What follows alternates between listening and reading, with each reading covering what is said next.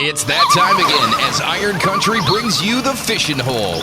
Keep up to date with the latest products and learn fishing tactics from some of the best anglers across North America. Let's give him a warm welcome this morning to the Fishing Hole, 2014 National Freshwater Fishing Hall of Fame inductee Dale Stroschein. And this week's guest, we are going to introduce to you Larry Smith from Larry Smith Outdoors. We bring you another fantastic guest this week. It's legendary Al Linder on the Fishing Hole. And my pleasure to be here, Jeff. Looking forward to it. Here's your host, Hurricane Jerry. Good morning. This is Hurricane Jerry as we talk fishing again in the State Line area. We do this every Saturday morning at this time at 7:20 a.m. here on Iron Country 101.9 and 1490. You can actually stream the show at ironcountry.fm or even download the free Big Radio app. And you can do that from your Google Play Store. And today's show is brought to you by the Rock River Bait Box. Their knowledgeable and experienced staff will help you turn those casts into catches.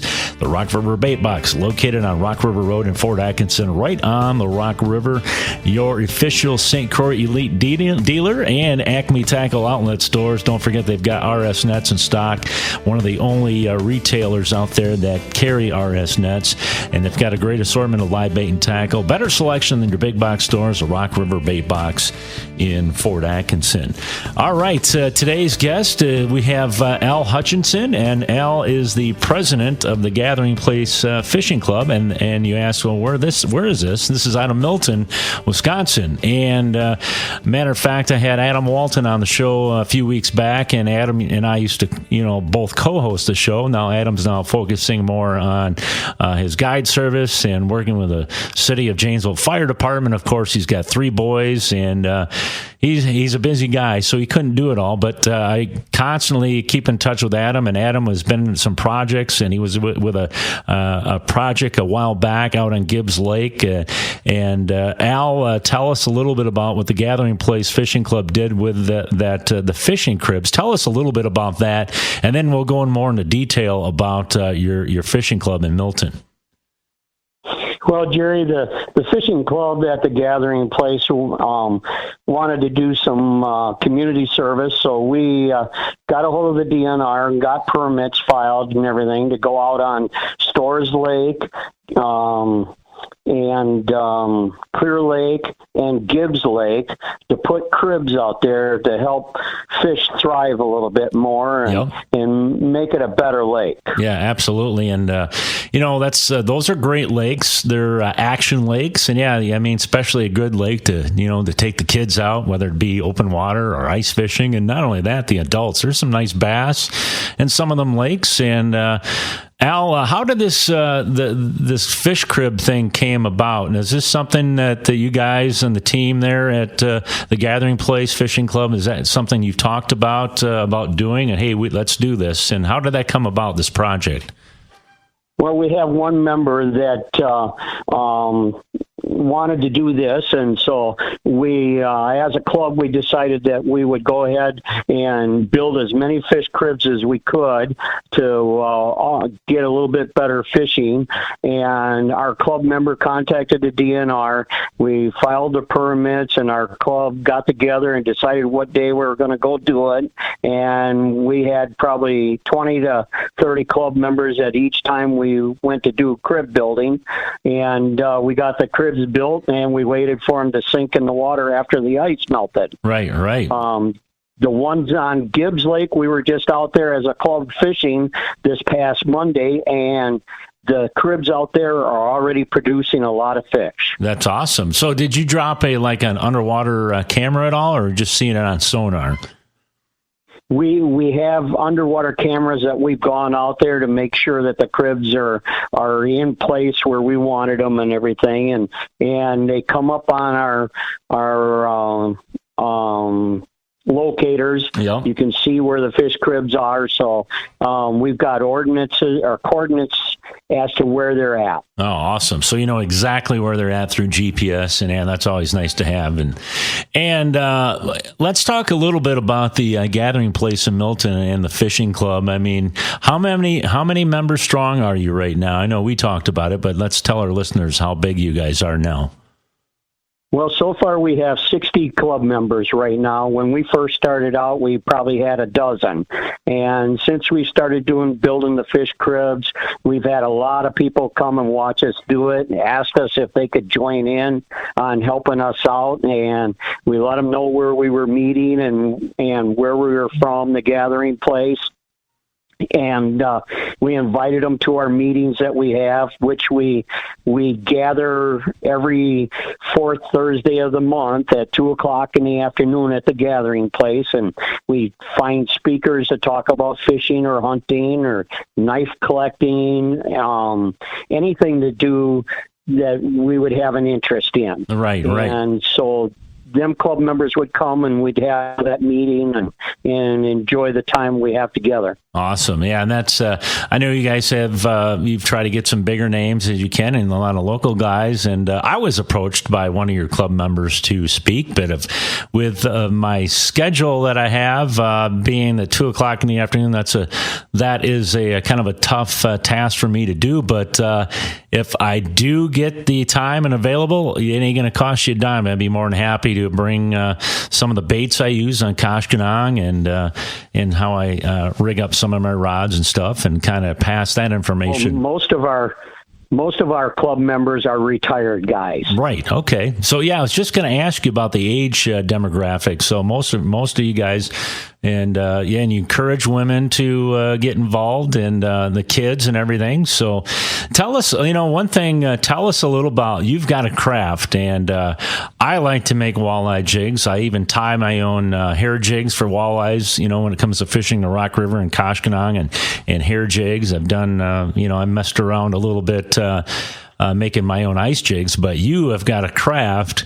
Is rod building. Let's talk a little bit about what you do for rod building. Now you also actually you have a class on this with the gathering place and the fishing club. You also do seminars or classes on this, right?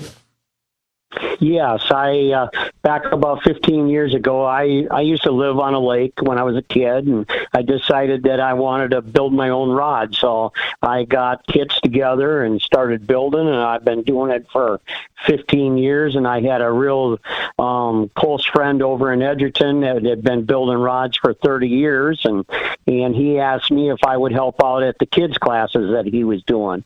So I travel all over Wisconsin, Illinois, Minnesota, and do classes for kids like Big Brothers, Big Sisters, service organizations. They sponsor the day and they pay the fee for the rod kits.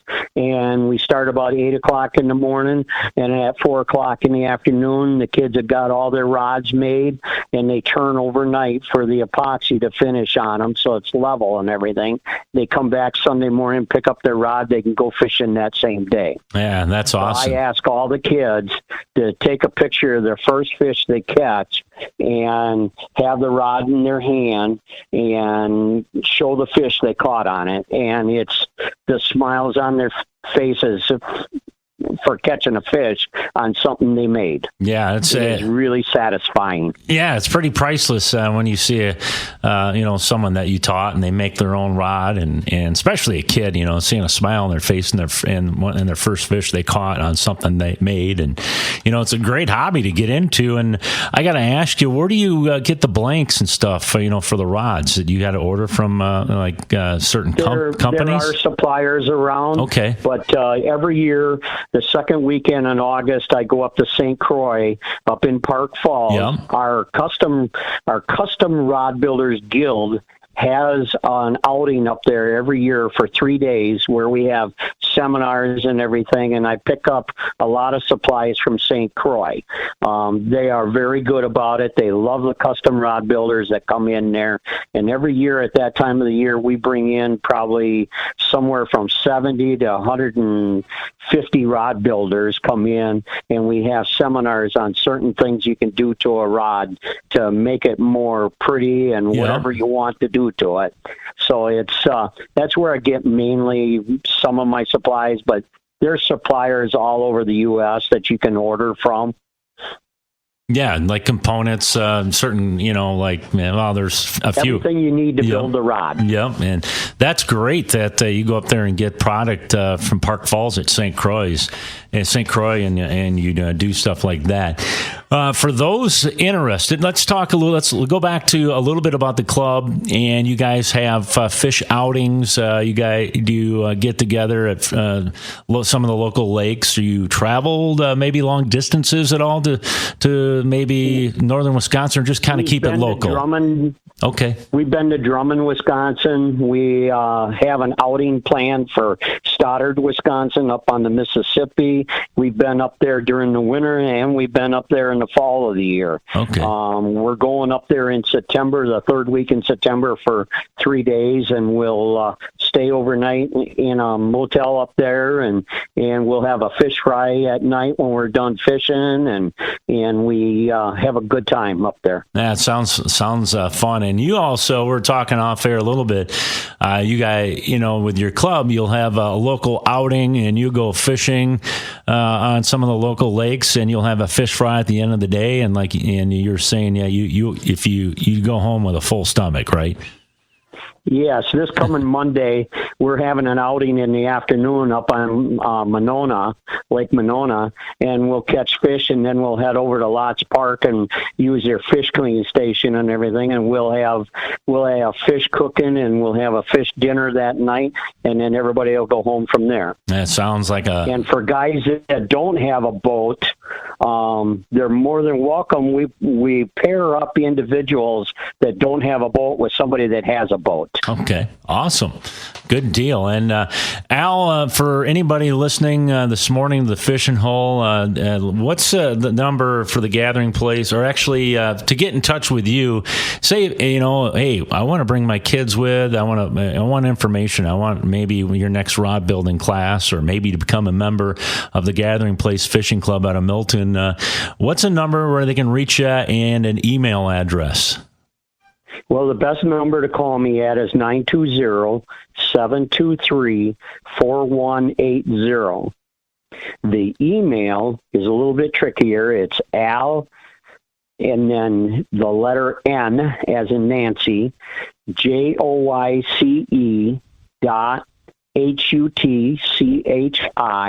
HUTCHISON@gmail.com. All right. And all this information, too, I'll throw out on my Facebook page at Hurricane Jerry, the Fishing Hole on Facebook. So you can check it out later today, and we'll have all that information on you, and you can get a hold of Al. And if you're interested and if you're retired, or if you're just about ready to reach retirement, want to bring your grandkids and get out and make a rod and with Al, and I'm sure he'll do something. He'll put together a class, and it sounds like you got a pretty good fishing club and in Milton there, and of course you do a lot of activities, with the fish cribs and other things. Anything in the future like this are you planning at some of the other lakes, Al? Have you guys discussed this at all?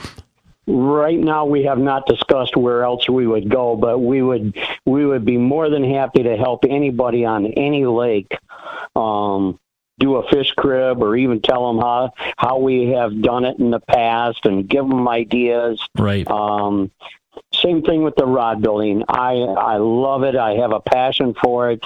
I will open up my basement to anybody that wants to build a rod and give one-on-one instruction to them. We have a rod building class at the gathering place during the winter months. Right now, we probably have 5 or 6 people already signed up for the rod building class, and I can take their name and everything and put them on the list. It's that easy. Awesome. That's a good deal. I tell you what, before we, get closer to those dates, I'll stay in touch, and we'll plug this again coming this winter, and something good activity to do in the wintertime, especially waiting for open water. And I got to ask you real quick, Al, do you do ice rods at all? Have you ever made an ice fishing rod? Yes, but they're a little bit more complicated than a regular summer fishing rod. A lot of guys think they're pretty easy because they're pretty small, but because they're so thin and flimsy, they get a little bit tougher to build.